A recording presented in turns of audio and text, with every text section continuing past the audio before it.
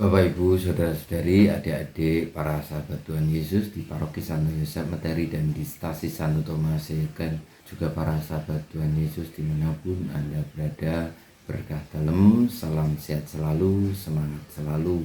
Kembali lagi berjumpa dengan saya, Romo Ari, pada Belajar Ilmu Sejati.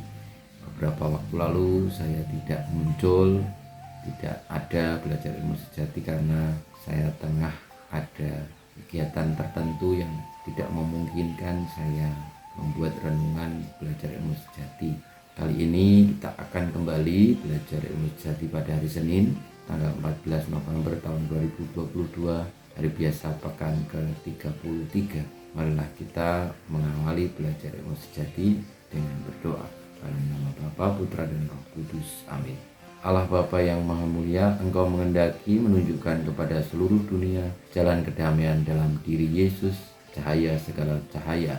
Semoga Dia berkenan mendorong kami meneladani cinta kasih-Nya kepada manusia yang membawa keselamatan, sebab Dialah Tuhan pengantara kami yang bersama Dikau dalam persatuan Roh Kudus, hidup dan berkuasa kini dan sepanjang masa. Amin.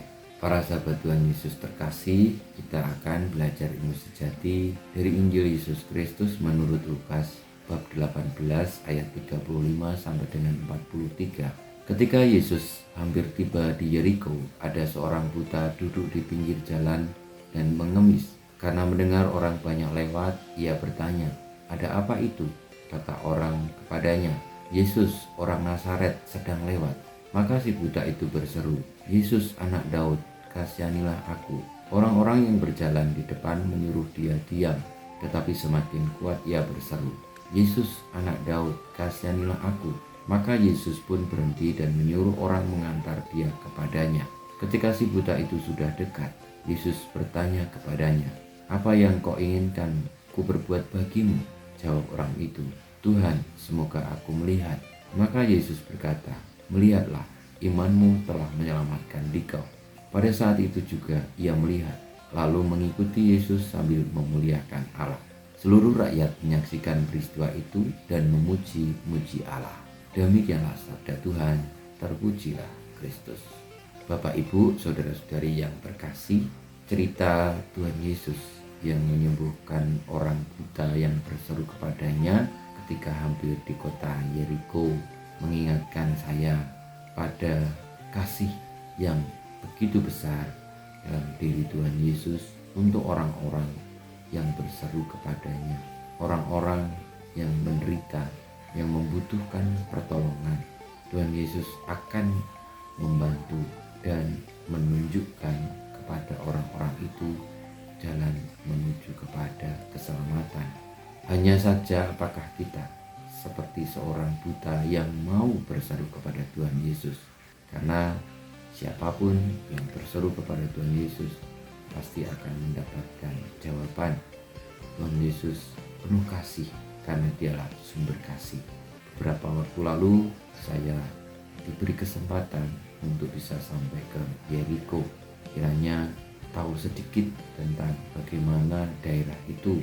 Tuhan Yesus dari Nazaret yang memang tidak begitu jauh dari Yeriko, meskipun kalau jalan kaki ya tentu jauh, namun kabar berita dari Nazaret ke Yeriko tentu akan diketahui dan didengar orang, apalagi Tuhan Yesus adalah orang yang terkenal.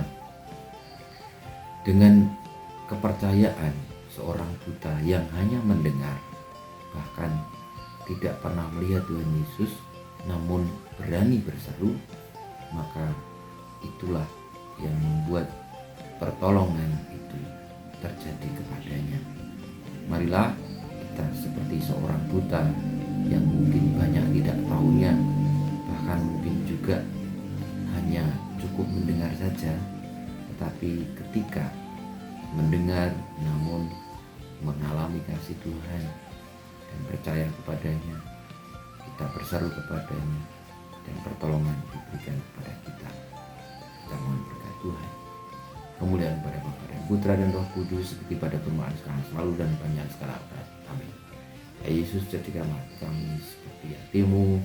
Tuhan bersamamu dan bersama rohmu, kita semua hidup kita, perjuangan kita untuk teguh beriman, mau berseru kepada Tuhan, memohon pertolongan, senantiasa dibimbing, diberkati Allah yang Maha Kuasa, Bapa, Putra, dan Roh Kudus. Amin.